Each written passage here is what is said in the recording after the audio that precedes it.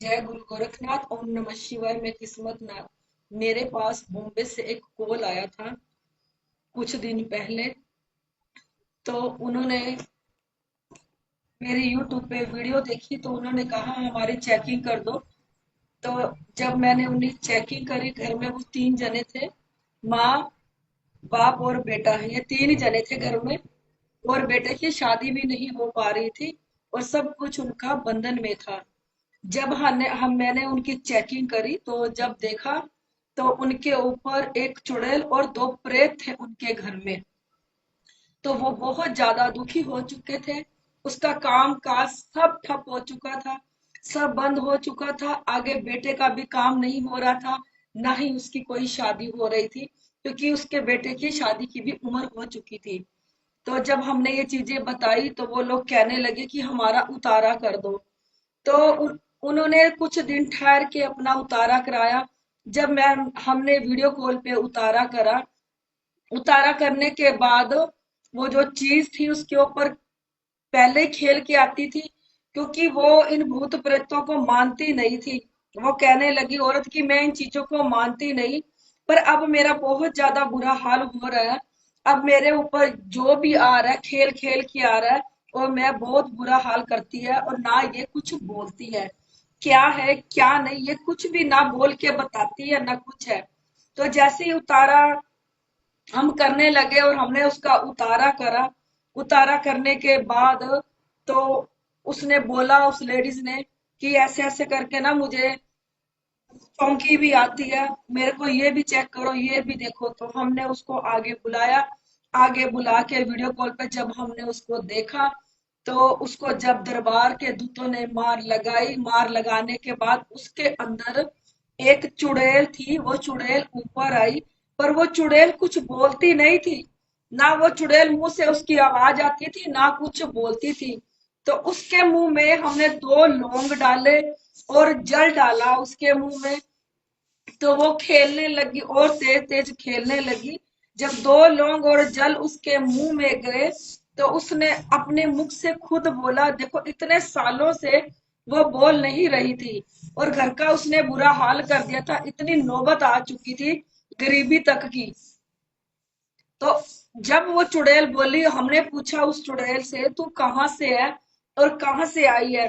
तो उस चुड़ैल ने बोला कि मैं बचपन से, ये कोई 5-6 साल की उम्र से होगी, कहती मैं इसके पीहर से आई हूँ, और इसके पीहर से आके इसके साथ ही रहती हूँ। 6 साल की उम्र में थी जब से इसके साथ हूँ। तो वो इन चीजों को विश्वास नहीं करती थी, क्योंकि वो सूक्ष्म से सूक्ष्म होके बॉडी में बैठी हुई थी। दर्दे पीड़े उन लोगों को सबको हो रही थी, पर वो लोग डॉक्टरों के पास जा जाके दवाइयां खा खा के थक चुके थे, पर उनको समझ में नहीं आ रही थी। कहती अब मैं जाके स्टूल में आई, और अब मैं जाके इसके ऊपर खेलने लगी। और उसकी उम्र, जिसका इलाज करा हमने, तकरीबन तकरीबन उसकी उम्र 40-45 साल की थी। और जो उसका बच्चा था वो भी 20-22 साल का था। और ये लोग बहुत परेशानी में आ रहे थे।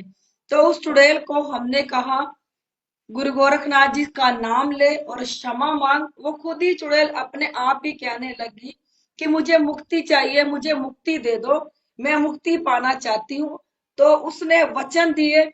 वचन देने के बाद उसने नाक रगड़ी और कहा, मैं अब कभी नहीं आऊंगी। उससे वचन लिए। जब उससे वचन लिया, तो वो कहती मैं चली जाऊंगी छोड़ के, मुझे मुक्ति चाहिए और मैं मुक्ति चाहती हूँ अपनी।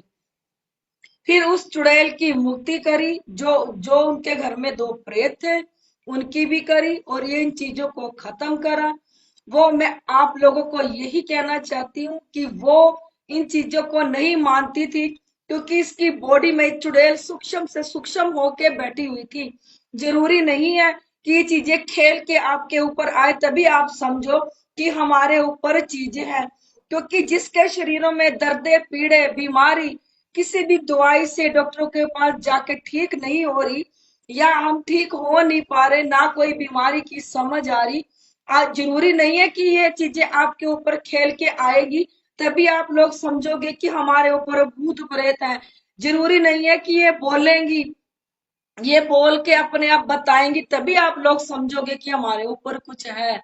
ये सूक्ष्म से सूक्ष्म होके बैठ जाती है। जैसे वो बॉम्बे वाली लेडीज के अंदर थी, वो इतनी सूक्ष्म से सूक्ष्म होके बैठी हुई थी, और उस चुड़ैल ने खुद ही कहा कि इस इनके घर का बुरा हाल मैंने कर रखा है, इनका काम का सब कुछ मैंने ठप कर रखा है, जितना भी इनका बुरा हाल हुआ है वो सारा कुछ मैंने किया है। वो चुड़ैल ने अपने मुंह से ये बातें भी करी कि सारा कुछ मैंने कर रखा है, जो भी किया है।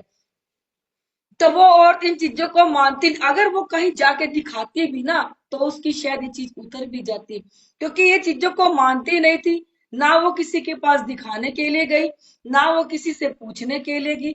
जब वो हद से ज्यादा परेशान हो गई, उसके ऊपर खेलने लगी, तो उसने मेरी वीडियो देखी। वीडियो देख के उसने मुझे कॉल करी। कॉल करने के बाद हमने उसके ऊपर से ये चीजें उतरवाई, क्योंकि ये बॉडी में इतनी सूक्ष्म से सूक्ष्म होके बैठती है, ये हमें एहसास नहीं करवाती। धीरे धीरे धीरे धीरे जब इनकी ताकत बढ़ जाती है, ये इस लायक हो जाती है हमें तंग करने के, तब ये हमें परेशान करना शुरू कर देती हैं। क्योंकि आज दर्दे पीड़े, कोई भी बीमारी है बॉडी में, कुछ भी लग रहा है, चाहे शुगर हो, चाहे हमारे लीवर में कमी हो, कईयों को तो लीवर पे जाके बैठ जाती है।